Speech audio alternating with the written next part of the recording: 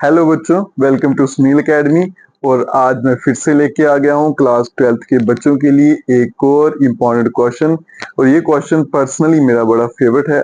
आप बच्चों को कैसा लगता है कमेंट में बताइएगा। बड़ा इजी सा सोल्यूशन है इसका बेटा। तो चलिए स्टार्ट करते हैं आज का क्वेश्चन। क्वेश्चन है, क्वेश्चन नंबर 9 है बेटा आपका ये। Show that the relation R in the set is given by this. दो पार्ट है इसके, तो दोनों एक एक करके प्रूफ करते हैं। तो पूछा गया कि ये फंक्शन जो है, ये रिलेशन जो है, सॉरी, ये इक्विवेलेंस रिलेशन है।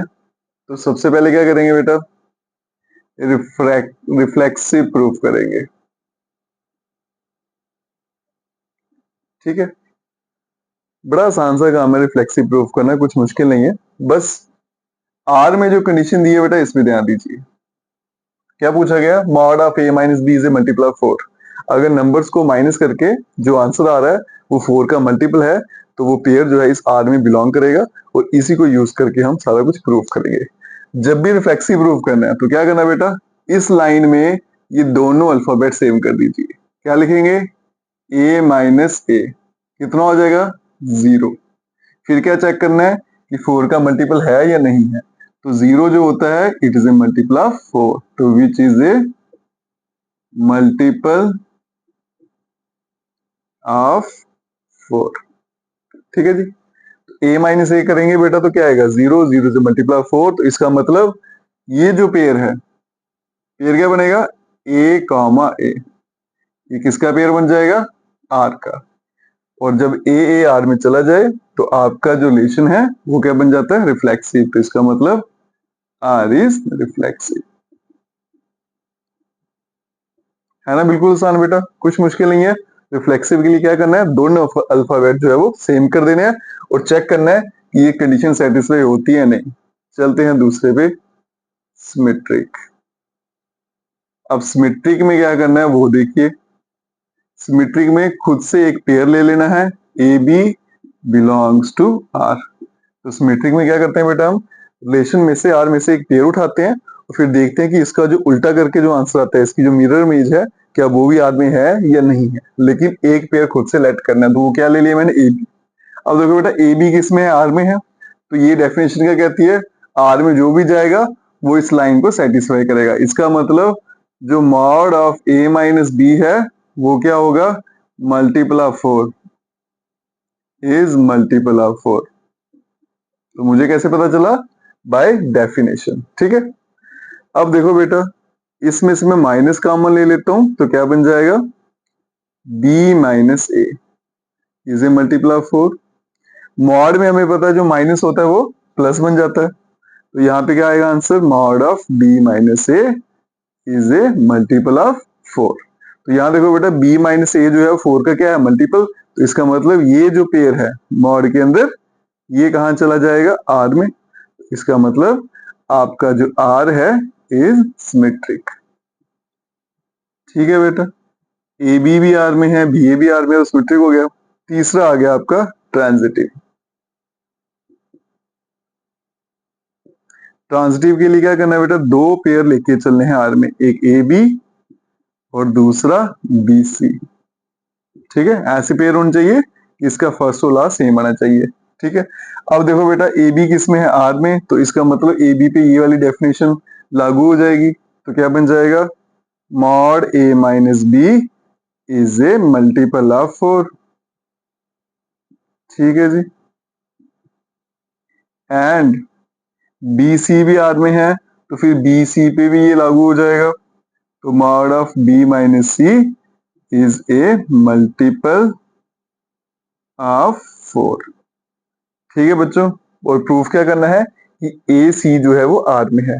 तो ए सी आर में कब जाएगा बेटा, जब ए सी इस कंडीशन को सेटिस्फाई कर जाएगा। मतलब ए माइनस सी का मॉड क्या आना चाहिए, मल्टीपल ऑफ 4। अब देखो उसको कैसे करेंगे बेटा, मैं क्या करता हूँ, इन दोनों नंबर्स को ऐड कर देता हूँ। तो क्या बनेगा, A minus B plus B minus C is a multiple of 4। अब बोलोगे सर आपको कैसे पता चला। देखो बेटा, ये भी 4 के टेबल में आता है, ये भी 4 के टेबल में आता है। तो जब मैं दोनों को ऐड कर दूंगा तो जो आंसर होगा वो भी 4 के टेबल में आएगा। जैसे 4 आता है 4 के टेबल में, 8 भी आता है, दोनों को ऐड कर दो क्या आता है 12। तो वो भी किस में आता है, 4 के टेबल में। वही कंसेप्ट हमने यहाँ पे लगाया। अब यहाँ देखो बी भी कैंसिल, तो mod of a minus C is a multiple of 4। अगर ऐसा हो जाए तो इसका मतलब आपका जो पेयर है ये चला जाएगा R में, तो इसका मतलब R is transitive. R transitive हो गया तो इसका मतलब R इज इक्विवेलेंस रिलेशन। ठीक है जी, नेक्स्ट पार्ट पे चलते हैं। सेम काम करना है बेटा, कुछ भी अलग नहीं है। तो सबसे पहले क्या है, रिफ्लेक्सिव। रिफ्लेक्सिव में क्या करना है बेटा, यहां पे सेम कर दीजिए। ठीक है, और देखिए क्या ये स्टेटमेंट सही है या गलत है। तो ए भी था, यहाँ ए, यहाँ भी ए कर दिया, तो ए और ए आपस में क्या होते हैं, बराबर ही होते हैं। तो ये बोला गया ना, जो बराबर होंगे वो कहाँ चले जाएंगे, आर में, और ए और ए दोनों आपस में क्या होंगे, बराबर होंगे। यहाँ लिख देते हैं विच इज ट्रू। अगर ये सही है तो फिर ये जो पेयर होगा ए कॉमा ए, ये कहाँ चला जाएगा, आर में। आर बन जाएगा आपका रिफ्लेक्सिव। दूसरा आ जाइए बेटा सिमेट्रिक। सिमेट्री के लिए क्या करना है, लेट एक पेयर आर में। अब देखो बेटा ये पेयर आर में है, अगर कोई पेयर आर में है तो वो इस कंडीशन को सेटिस्फाई करता है, उस पे ये कंडीशन लग जाती है। अब ये आर में है तो इस पे ये कंडीशन लग जाएगी, इसका मतलब A equals to B, which implies B equals to A. अगर ए बी के बराबर है तो उसको ऐसे भी लिख सकता हूँ, बी इक्वल टू ए। ठीक है, तो अगर ये वाली कंडीशन लागू हो जाए तो इसका मतलब ये वाला जो पेयर बन रहा है बी और ए का, ये भी कहाँ चला जाएगा, आर में। आर बन जाएगा बेटा आपका सिमेट्रिक। फिर तीसरा आ गया ट्रांजिटिव। ट्रांजिटिव के लिए क्या करना है बेटा, दो पेयर लेके चलने हैं, ए बी और B C belongs to R. अब ए बी है बेटा आर में है, तो ए बी के ऊपर ये कंडीशन लग जाएगी, इसका मतलब A equals to B and B equals to C. A B के बराबर है, बी सी के बराबर है, तो इसका क्या मतलब हुआ, ए सी के बराबर है, तो इसका मतलब which implies A equals to C. तो इसका मतलब हमारा जो आर है वो ट्रांजिटिव है। आर ट्रांजिटिव हो गया तो इसका मतलब आर इज इक्विवेलेंस रिलेशन। ठीक है बच्चों, यहां तक क्लियर है। अब कभी कभी ऐसा पूछा जाता है कि शायद इसमें पूछा भी गया, मैं लिखना भूल गया हूँ आई थिंक, कि जो वन है क्या वो इन एलिमेंट्स के साथ रिलेटेड है या नहीं है, या फिर ऐसा पूछा गया कि वन जो है उसके साथ कौन सा एलिमेंट रिलेटेड होगा। तो अगर मैं इसकी बात करूं तो इस केस में वन का पेयर किसके साथ बनेगा वो मुझे देखना है। तो बेटा पेयर उसी का बनेगा जो इस कंडीशन को सेटिस्फाई कर देगा। अगर मैं एक ही जगह वन लिखता हूं तो यहाँ पे दूसरा नंबर क्या लिखना पड़ेगा, वन ही लिखना पड़ेगा, तभी इक्वल आएगा। तो इसका मतलब वन जो है उसका पेयर किसके साथ बनना है, वन के साथ ही बनना है और किसी के साथ नहीं बन सकता, क्योंकि आपको नंबर यहाँ डालने हैं, उसमें से एक नंबर फिक्स हो गया वन, तो फिर बी के बदले में क्या आना है, वन आएगा तो ही इक्वल होंगे, है ना। तो इसका मतलब जो एलिमेंट वन जो है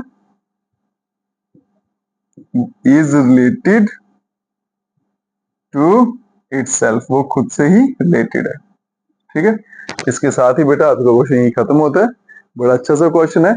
इससे पहले आपको क्वेश्चन नंबर ये 9 है, क्वेश्चन नंबर 8 जो है वो भी सेम टाइप का है, उसको भी ट्राई करिएगा, सॉल्व करिएगा। बाकी वीडियो को ज्यादा से ज्यादा शेयर करें, चैनल को लाइक सब्सक्राइब शेयर कमेंट जरूर करें। Best of luck.